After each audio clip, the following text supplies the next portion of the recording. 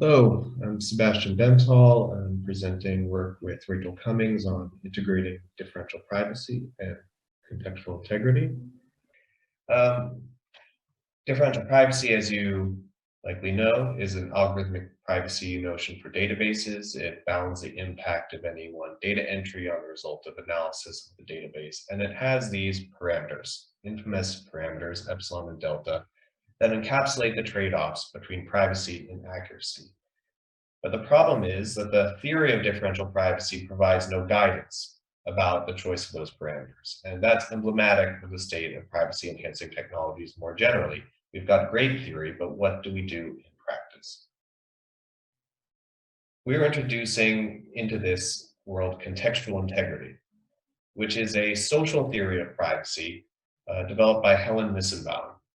Helen Nissenbaum is a social theorist, a philosopher, something of a sociologist, and she's not trying to capture a technical definition of privacy or a compliance-oriented definition of privacy, though she is certainly influenced by legal scholarship. Rather, she's looking at a social definition of privacy. What do people really want from it? And her theory is that privacy is about appropriate information flow, where that means both the flow of information that we want to be known by certain actors for certain purposes about ourselves, and also the prevention of inappropriate flow, where appropriateness is defined in terms of information norms that adhere in a particular social context.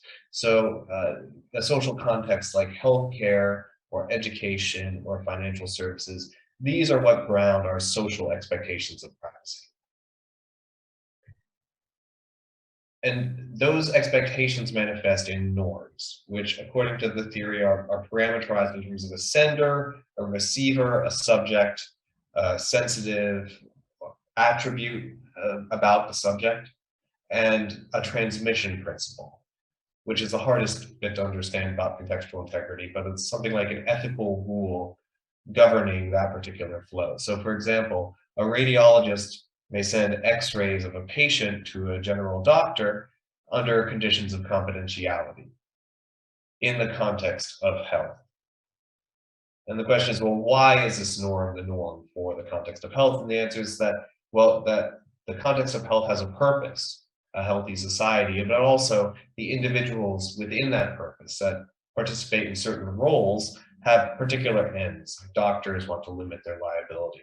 So contextual integrity is used in legal and ethical analysis as well as in technical design to understand, okay, when information is flowing in a way that's unexpected, is that good or bad? Is it violating a norm in a way that also it violates the purposes and ends of the people involved in that context? It's a much squishier theory than many of you might be used to, but we think that we can use it to tune differential privacy parameters. How? Bear with me.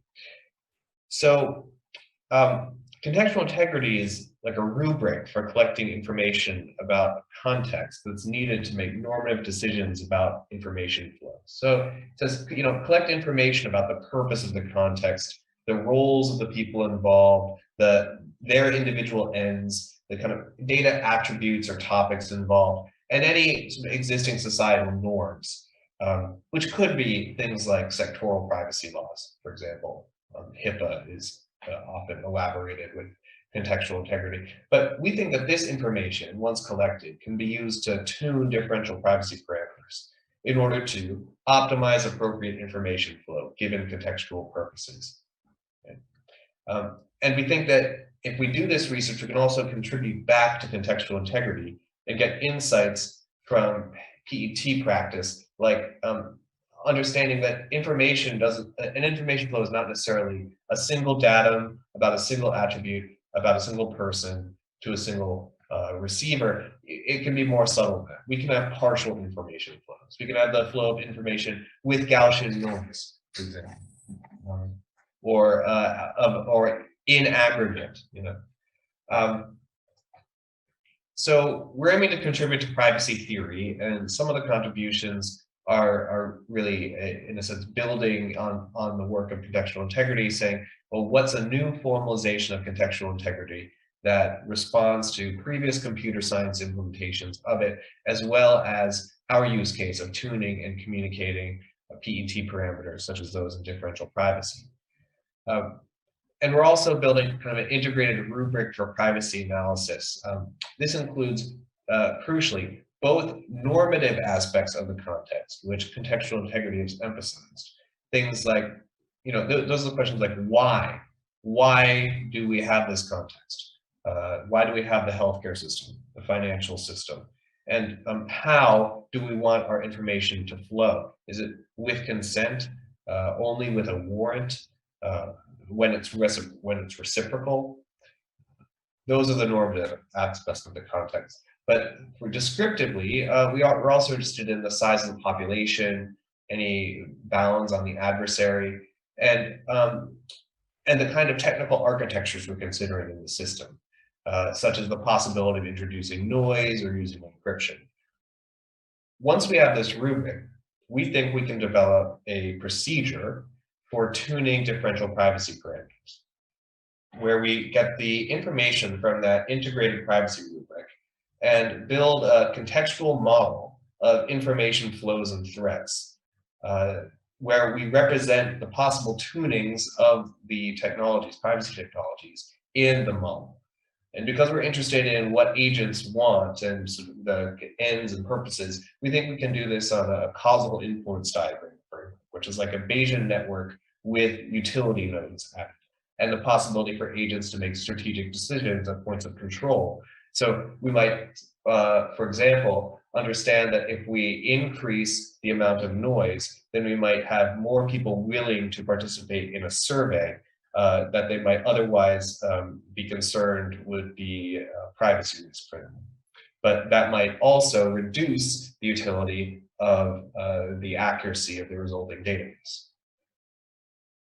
That's just one example. We're hoping to elaborate this into a procedure where we can take this general rubric for understanding a context and turn it into an optimization problem, where we can clearly operationalize what appropriate information flow means and what the best way to design the technology is to maximize that flow. We are working with a number of case studies, for example, the very well-publicized case of the US Census, which may also serve this audience as a way of understanding what contextual integrity is about. The purpose of the US Census is to allocate seats for Congress and support social science research. There are the roles of researchers and data collectors and the public, and they've sliced up the data and the census that they collected in various ways, and some are more restricted than others. But what's interesting for our case is that the new recent norms around the census data, as enshrined by law and the practice of the US Census Bureau itself, include differential privacy and other privacy enhancing technologies, whereas before they didn't. And this seems to be, due to a recognition that this is somehow more appropriate. And that's something that contextual integrity is not yet adapted to, but it's also something that we think we can help inform in a robust way by mapping out the context better. Thank you so much for your attention. Please feel free to reach out to either I or Rachel. These email addresses, I'll be happy to take your questions.